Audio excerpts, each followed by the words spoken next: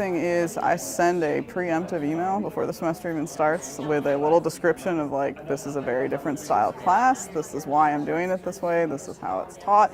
And then I actually have, because I've got 3 hours of class, I'm not going to lose 3 hours of class, and so I actually send them a prep assignment before day one, and it's 10 pages to read, like I keep it pretty short, we cover some of the basics, but that gets them all ready before the semester starts. Like, you got to have your textbook, you need to be reading this, and then having something that's grade attached. So those quizzes, at the very least, my quizzes force them to have at least read those key points, right? So that's kind of the thing is you need to think about is what are you going to have them do? I mean, other ideas would be you can't come into class without having, these questions typed up ahead of time or something like that.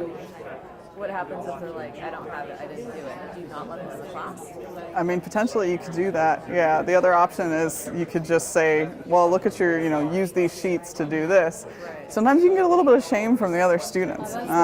Right. No shame.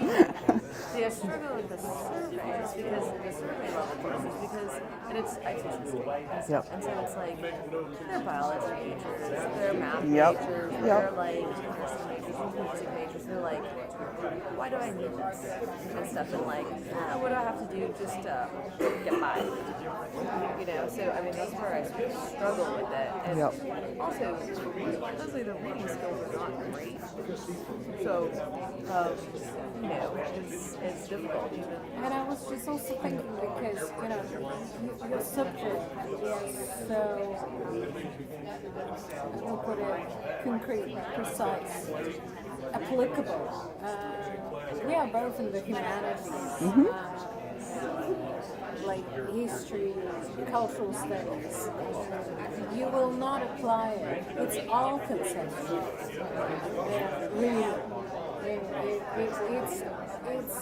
It is predominantly based on reflection rather than application. You're not going, because they are not asked to produce culture. They are always asked to reflect upon something that is or has been or was happening at a certain point of time. The same history as it has to be gone, yeah? And this is what the problem is, because in a sense, what you will ask them to do at home, you still have to ask them to do in class. You cannot apply it again. You see what I mean? Yeah, so it is not going to be a solving moment in class.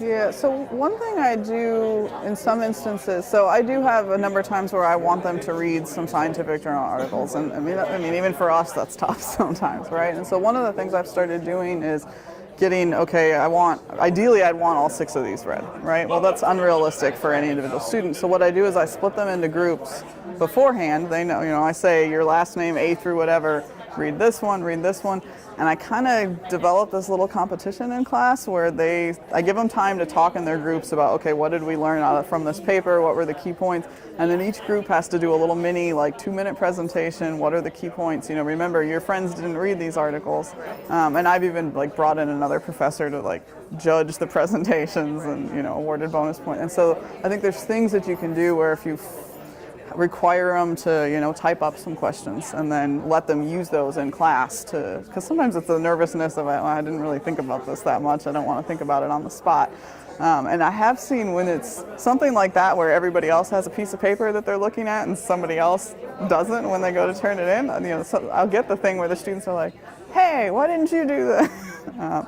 And so think about it from those terms as well. Are there things that you can do to kind of get them at least partially discussing before you get to class so that you can get better discussions in class? Yeah. There are these initial problems. Yeah. Yeah.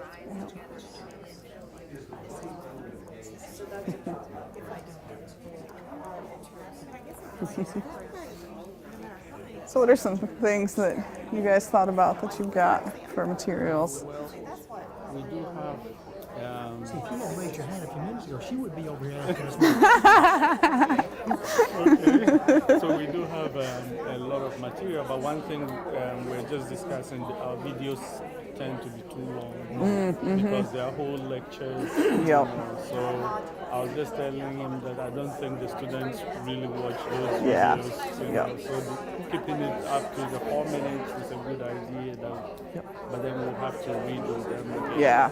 Yep. Yep. That's hard to do because we get paid to talk. Yeah, it is. But think about from a video standpoint, there's other things you could do, right? So one option would be like Skype somebody in who's a professional that you might know, that you could just have a few questions.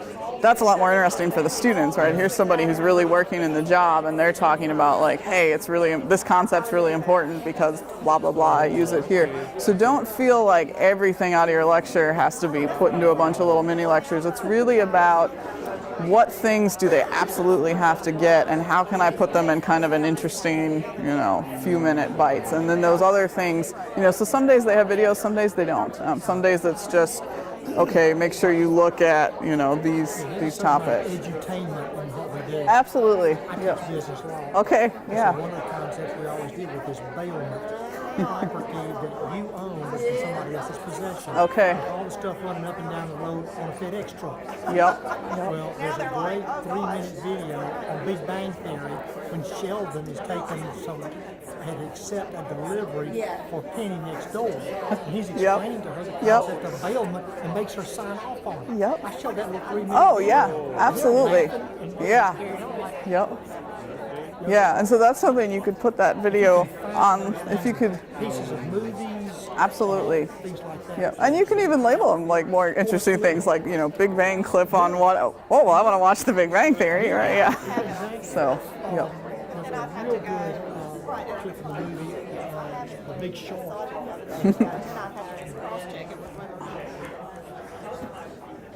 All right, so let's all come back together again.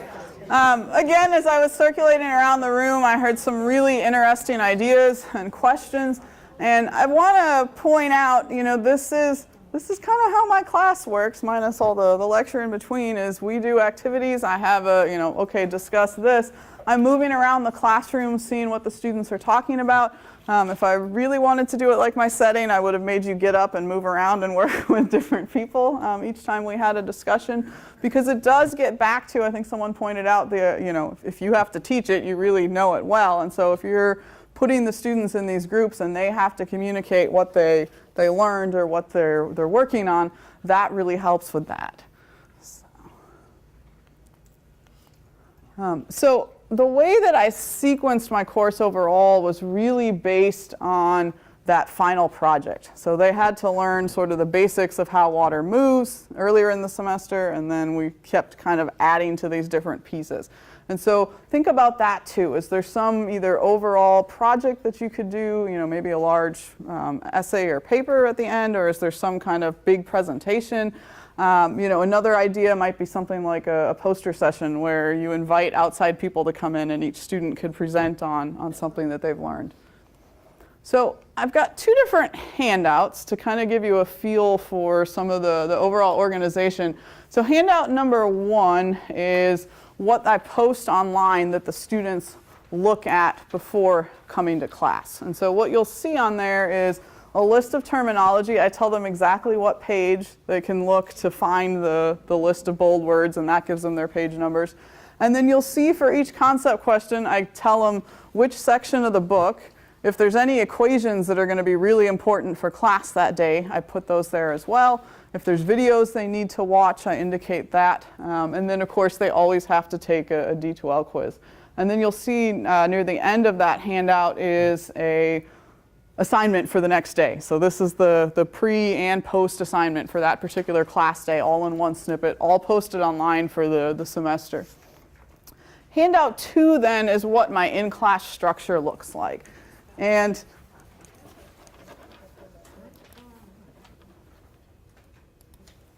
I tend to color code everything.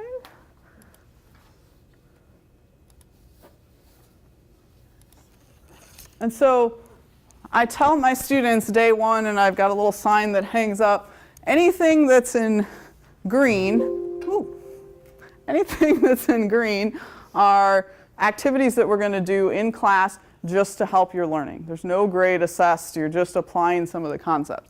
Anything that's in purple, that one I'm going to assign a grade for after you do it. And so they kind of know that, okay, we're going to build, right? We start with our warm-up exercise. I've got 2 activities that are just conceptual, and then we're going to start applying the math. And then at the end of every day, I do this anonymous learning survey. And then, so in my PowerPoint, this is what the students would see. Okay, warm-up activity, it's going to be about 15 minutes. Now the things in italics are normally not in my slide, but I just wanted you to get a feel for what those questions were, but they come out of their textbook. And I give them 5 minutes to think about it on their own. Then I make them work with a partner, and then we come back together as a class. So very similar to what we've done today, right? Talk with somebody, all talk together. Sorry, what if your class amounts to up to 60 minutes rather than 3 hours? Yeah, so you're still, total time is still the same, right? We still have, it's a little trickier because you've got shorter blocks of time, so there may be certain things that you maybe have to think about shorter time. And it's really, one of the key things is structure. Oftentimes students, when you get in this type of classroom environment, it's a different structure, right? Their expectation is you're going to tell me stuff. I shouldn't have to sit here and think and work things out for myself. And so one thing I tried to do every day is make sure I always had a warm-up exercise. Everything in the middle, you'll notice they're all called activities. So even